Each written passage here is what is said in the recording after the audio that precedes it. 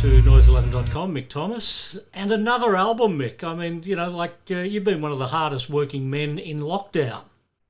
The big thing about those lockdowns is that by stripping away a lot of the stuff in our daily lives, it sort of forced us to evaluate what we really, see as valuable and what we want to do. And I kind of didn't take much of a thought process for me to say, well, I still really like making music, and that's what I want to do. I want to make music with people, and um, making it remotely, it's not my first choice.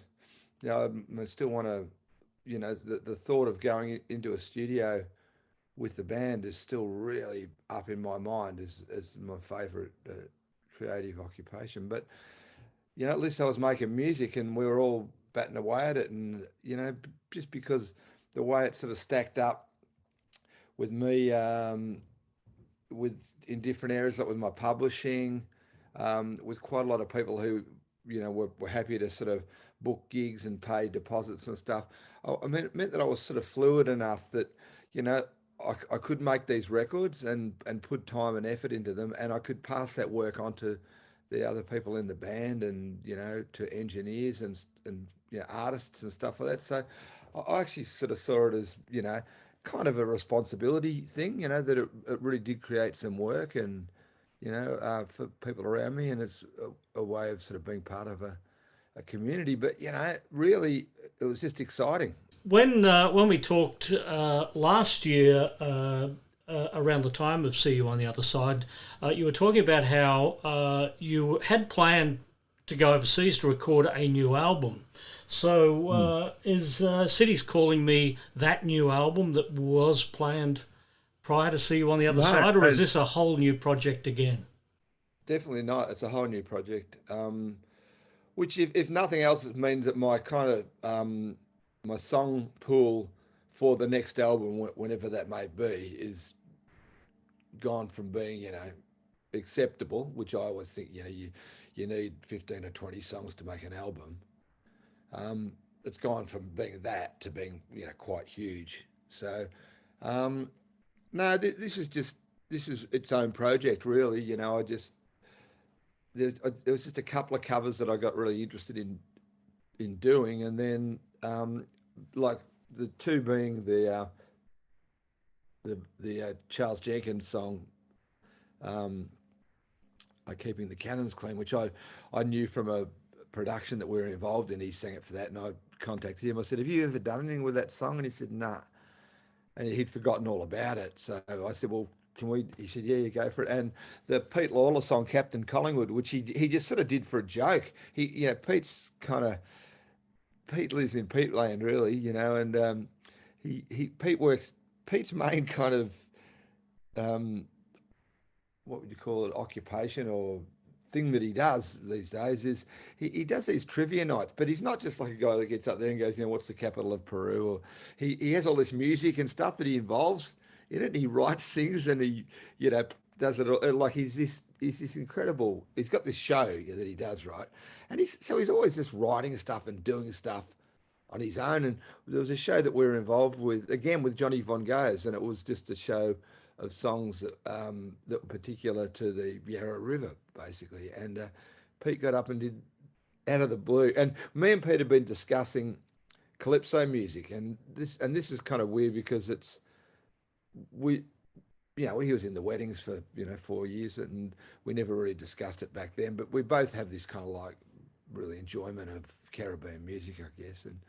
And what we were both commenting on was that while that music's sort of known for these sort of ribald sort of sailors ditties almost, about, sort of touch me tomato, and, with these songs with double entendres, and, just known as this kind of almost a tourist music, that underneath that there's some really good writers, that like a lot of the Caribbean music, especially the calypso stuff, the guys that went to London, yeah, they were really good writers, and they were really topical. Like they wrote songs about what they were going through, the West Indian experience in London. There's a whole series of records called "London Is the Place for Me," which people will probably know from the Paddington Bear movies, because they use the theme. I think it's Lord Kitchener was the guy's name, who had this great song called "London Is the Place for Me," and Pete and I were discussing that, and so Pete just turns up to this gig one day with this song "Captain Collingwood" about Captain Cuthbert Collingwood, who was the Nelson's right hand man basically at Waterloo, and what a great song, So look, all of a sudden I had this few idea of these songs that I wanted to do, and it sort of occurred to me pretty quickly that they were nearly all very, very particular to where I lived, and this was at a time when we weren't allowed to go more than 5 kilometres from our house. So I sort of thought, well, this is like a postcard to the rest of the world from here. Really, this is all I can really do at the moment. So, and I redid a couple of sort of Wed songs in there just because I don't know, I was just feeling pretty flat really at the time, emotionally, because the second lockdown was produced some emotions that weren't kind of so welcome, I guess, and I thought to do them in a sort of different light was was a worthy sort of project in itself. Keeping the Cannons clean's got some wonderful cameos in it. Yeah, well, the sort of the cameos to do with the album. So Pete Lawler's there, and then Brian Nankervis is walking down the street, which is kind of funny because Lee McKenzie, the guy who shot it for us, he's great. He's an very old cameraman, worked on lots and lots of films that people will be familiar with through the years, and he was sort of helping me put the clip together, and I said, well, I guess Brian's walking up here for whatever reason, and Lee just said, freak's across the river. He's a freak from across the river, and because I think that's a hilarious line in the song. That the funny thing is that for people that don't know, at the bottom end of Northcote, because Northcote sort of goes up a hill, at the bottom end and I can find the historical reasoning behind it, but there's these two cannons that are just pointing south, and one of the lines in the song is maybe they're pointing at those freaks across the river, and so Lee just said, freaks across, and Brian sort of went, oh okay then, but yeah, Brian being Brian Nankervis, he's just a lovely little cameo. And then just at the end, Chuck Jenkins, who actually wrote the song, is sitting on the seat as I walk off. So yeah, it was really nice to get them all in there, Well, I guess we're getting back to a level of normal, aren't we now? So touring, I guess, resumes for you. Yeah, look, it does, but having said that, I'm just sort of sitting here with a tour booked for July, and so I'm sitting here, and it's the kind of probably about to start in May, so June, July, so it's 2 months out, so I've got to start buying airfares, and it's just like, oh shit, what do I do if I've got 6 airfares booked to Western Australia, and some idiot jumps out of quarantine and goes to a hen's night, or does something, and it's not even to say idiots, but just it's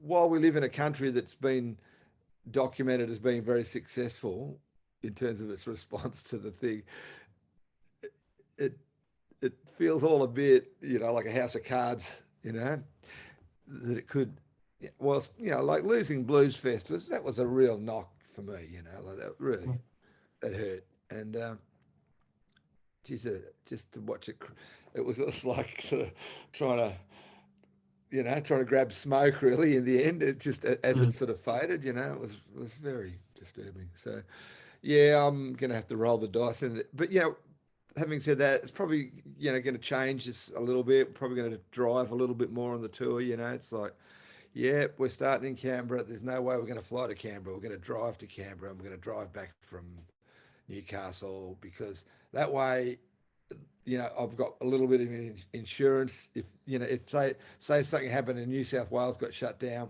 well, then I'm not going to lose a fortune on that one. So, but then it means the week after, we'll fly into Brisbane, and just have to cross our fingers on that one. So, well, City's Calling Me is the new album out now. Thank you, Mick.